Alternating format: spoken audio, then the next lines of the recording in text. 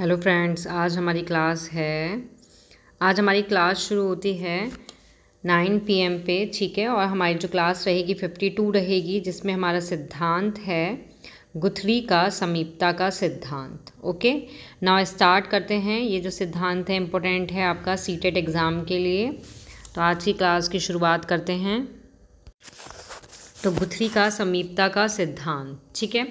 इस सिद्धांत के अनुसार जो गुथरी हैं वो समीपता के सिद्धांत के लिए कहते हैं कि इस सिद्धांत में कहते हैं कि इस सिद्धांत के अनुसार अनुबंधन के लिए बार बार अभ्यास या पुरस्कार की आवश्यकता नहीं होती।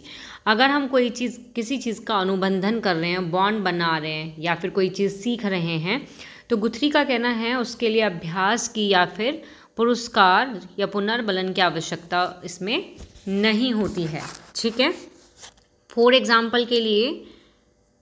एग्ज़ाम्पल और इनका कहना ये भी है इसमें कि एक बार जब कोई उत्तेजना या फिर प्रतिक्रिया एक साथ होती हैं, क्या चीज़ होती है, तब तुम्हारी उत्तेजना और प्रतिक्रिया, ठीक है, दोनों तब ये एक साथ होती हैं तो वो एक दूसरे से जुड़े होते हैं और भविष्य में एक दूसरे को क्या करते हैं, प्रेरित करते हैं। इसलिए इस सिद्धांत के अनुसार कहा गया है कि अनुबंधन के लिए बार बार अभ्यास और पुरस्कार की आवश्यकता नहीं होती है। क्लियर। फॉर एग्जाम्पल के लिए देखो इसके अंदर आता है, फॉर एग्जाम्पल इज गर्म वस्तु को छूना। अब गर्म वस्तु को छूना कैसे एग्जाम्पल होता है कि अगर कोई बच्चा एक बार में एक गर्म वस्तु को छूता है तो वह तुरंत उस वस्तु को छूने से क्या करेगा, डर जाएगा। ये क्या हुई, एक तरह से अनुबंधन की घटना हुई। ये कौन सी घटना हुई, ये आपकी अनुबंधन की एक घटना है, जहाँ उत्तेजना क्या है, उत्तेजना क्या है यहाँ पे, जो उत्तेजना है वो क्या है, आपकी गर्म वस्तु है। ठीक है, और जो प्रतिक्रिया है आपकी, जो प्रतिक्रिया है वो क्या है, वो हो गया आपका डरना। ठीक है, या फिर डर कि तब कोई बच्चा किसी एक गर्म वस्तु को छूता है तो वह तुरंत उस वस्तु को छूने से डर जाएगा। और ये हमारी घटना कहलाती है अनुबंधन की घटना, जहाँ हमारी उत्तेजना जो है वो गर्म वस्तु है और प्रतिक्रिया है डर। तो इनके बीच क्या होती है, समीपता थी। इन दोनों के बीच में क्या थी, समीपता थी। तो इस तरीके से हम कह सकते हैं कि इसमें बार बार अभ्यास या फिर पुरस्कार की आवश्यकता नहीं होती है। तो क्लियर हुआ इतना आपको। अब ये जो गुथरी हैं इनके बारे में थोड़ा सा आपको पता होना चाहिए कि जो गुथरी हैं थोड़ा नोट करके लिख लेना। ये कहाँ के हैं निवासी, ये आपके अमेरिकी के निवासी हैं। ठीक है, अब इसमें कुछ इंपॉर्टेंट पॉइंट हैं। इंपॉर्टेंट पॉइंट में सबसे पहले फर्स्ट पॉइंट आता है आपका कि इसके अन्य नाम, कि जो गुथरी का आपका समीपता का जो सिद्धांत है इसके अन्य नाम भी हैं। आपको अन्य नाम पता होने चाहिए। मोस्ट इम्पोर्टेंट है ये अन्य नाम से रिलेटेड जो आपके क्वेश्चन आते हैं, कि आपको 4 ऑप्शन में हर सिद्धांत में ये चीज़ बताती हूँ कि 3 ऑप्शन दे देंगे इसी सिद्धांत के, 1 ऑप्शन दे देंगे अलग सिद्धांत का, या फिर 3 ऑप्शन दे देंगे किसी और सिद्धांत के और 1 ऑप्शन दे देंगे इस सिद्धांत का। देन क्वेश्चन आपसे कर लिया जाएगा। तो इसलिए आपको इनके नाम पता होने चाहिए। ठीक है, तो इनके अन्य नाम में हमारा आता है अन्य नाम। अन्य नाम में फर्स्ट नाम आता है हमारा, फर्स्ट नाम इज एकल प्रयास अधिगम। ठीक है, सेकेंड नाम आता है इसमें अधिगम का या सीखने का समीपता का सिद्धांत। ठीक है, थर्ड नाम आता है इसमें उद्दीपन अनुक्रिया,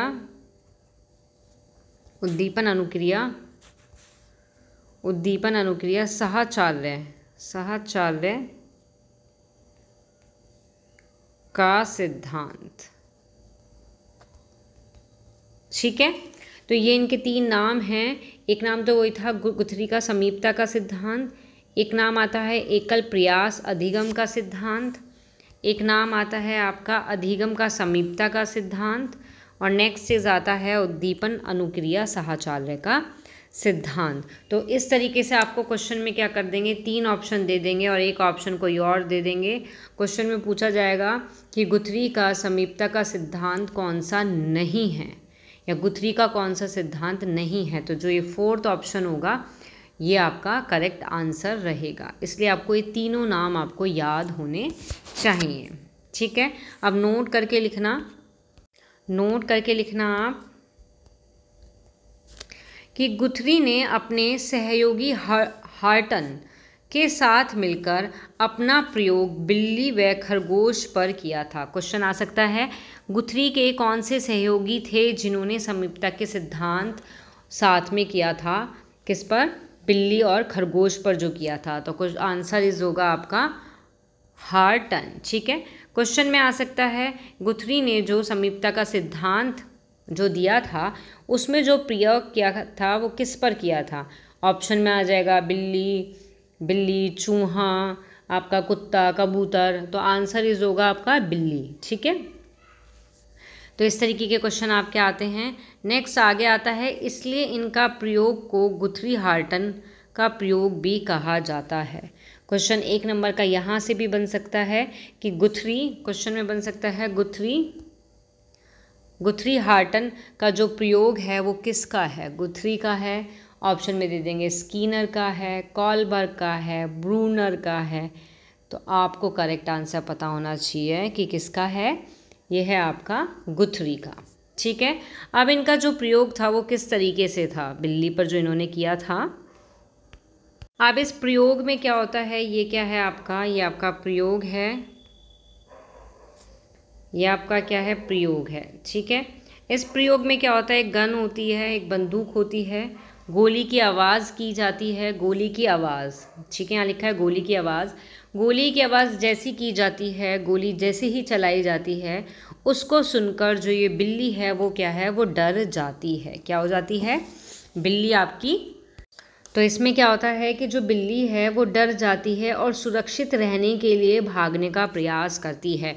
जैसे ही बंदूक की गोली चली आपकी, जैसे क्या है आपकी बंदूक की गोली चलती है, देन बिल्ली जो है वो डर जाती है और वो क्या करेगी, वो भागने के लिए रास्ता ढूंढने लग जाती है, कोई सुरक्षित स्थान ढूंढने लग जाती है कि जहाँ कहीं मैं सेफ जगह पहुँच जाऊँ।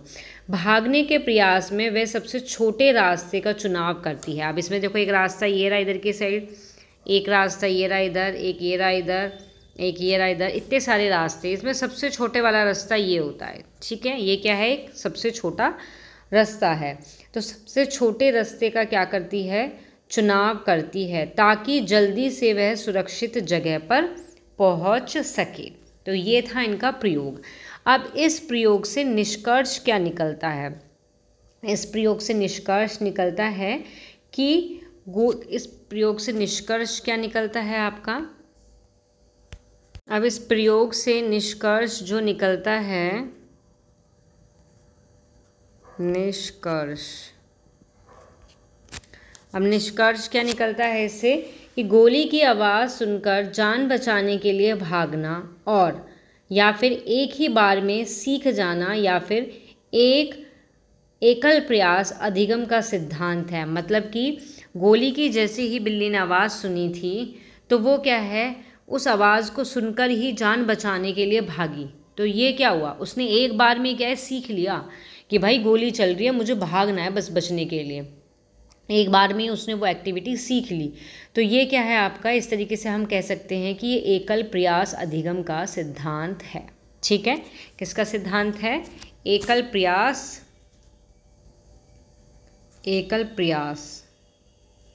ठीक है,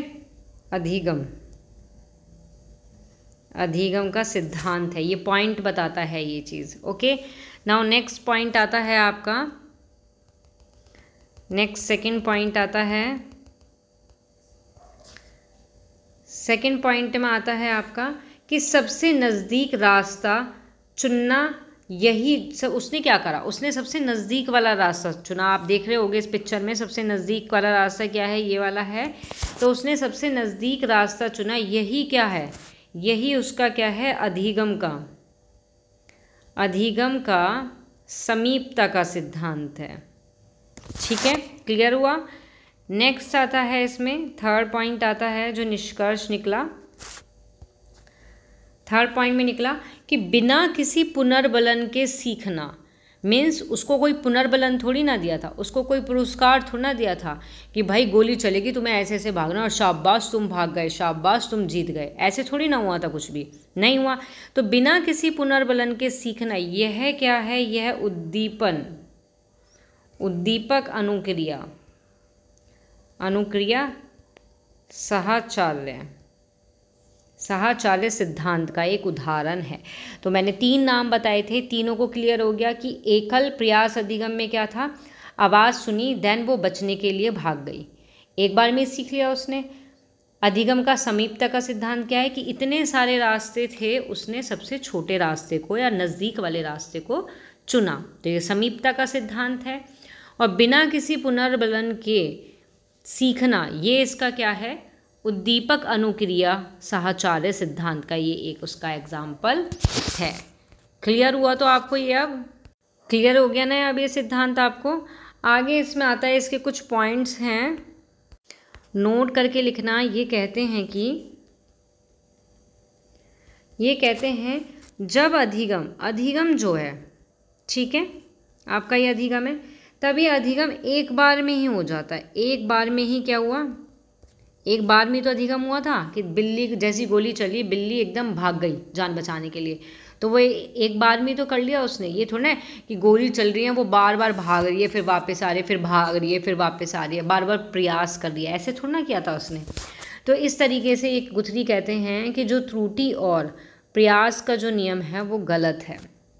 इनका कहना है कि जो त्रुटि और जो प्रयास का, जो थॉर्नडाइक का जो नियम है वो क्या है, गलत है, वो नियम गलत है। ठीक है, नेक्स्ट पॉइंट आता है इनका, सेकंड पॉइंट में बोलते हैं ये कि मनुष्य सीखने के दौरान उसकी अनुक्रिया का चयन करता है, उसी अनुक्रिया का चयन करता है जो उसके सबसे नज़दीक हो। अगर सीख रहा है, कुछ सीखने या कोई भी चीज़ सीख रहा है, तो उस अनुक्रिया का प्रयोग करेगा वो, या चयन करेगा ऐसी अनुक्रिया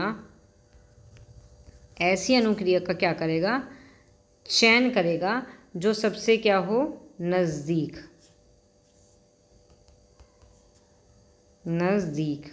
ठीक है, कोई भी चीज़ हम सीख रहे हैं तो ऐसी अनुक्रिया का हम चयन करेंगे जो हमारे क्या हो, सबसे नज़दीक हो, उसके लिए सबसे आसान हो। यही अधिगम का समीपता का सिद्धांत होता है। ठीक है, थर्ड पॉइंट आता है कि यदि पुरस्कार या पुनर्बलन के बिना उद्दीपन अनुक्रिया हो रही हो तो पुरस्कार और पुनर्बलन की ज़रूरत नहीं है। इनका कहना है अगर बिना पुनर्बलन के भी कोई क्रियाएं हो रही हैं, प्रतिक्रियाएं हो रही हैं या उद्दीपक हो रहा है, तो फिर पुनर्बलन या फिर पुरस्कार की कोई ज़रूरत नहीं है। उद्दीपन और अनुक्रिया को ही आपस में जोड़ दिया जाए, इसे ही उद्दीपक अनुक्रिया साहचर्य सिद्धांत कहते हैं। ठीक है, और इनका कहना ये भी है, इम्पोर्टेंट लाइन है, नोट करके लिखना, ये भी इम्पोर्टेंट लिख लेना, इसके आगे इम्पोर्टेंट करके लिख लेना कि गुथरी कहते हैं, ये गुथरी एक ऐसे मनोवैज्ञानिक हैं जिन्होंने पुनर्बलन को वरीयता नहीं दी। पुनर्बलन को वरीयता नहीं दी। ठीक है, पुनर्बलन को वरीयता नहीं दी, ये एकमात्र ऐसे मनोवैज्ञानिक हैं। अर्थात उनका कहना है कि पुनर्बलन की ज़रूरत नहीं है, क्योंकि पुनर्बलन या भूलने के लिए दिया जाना चाहिए, ना कि सीखने के लिए दिया जाना चाहिए। ठीक है, तो ये पुनर्बलन को वरीयता नहीं देते हैं आपके। तो मैंने बताया अभी इस वीडियो के अंदर भी, क्लास के अंदर भी, कि आपके किस तरीके से क्वेश्चन बन सकते हैं इस सिद्धांत के अंदर से। देन यहाँ ये आपका जो सिद्धांत है ये समाप्त होता है। नेक्स्ट क्लास में मिलेंगे हम नए सिद्धांत के साथ। हमारा सिद्धांत रहेगा बंडूरा का सामाजिक अधिगम का सिद्धांत, जो मोस्ट इम्पोर्टेंट है। जिसको भी क्लास पसंद आए वो इसको लाइक शेयर सब्सक्राइब करना ना भूले। Thank you.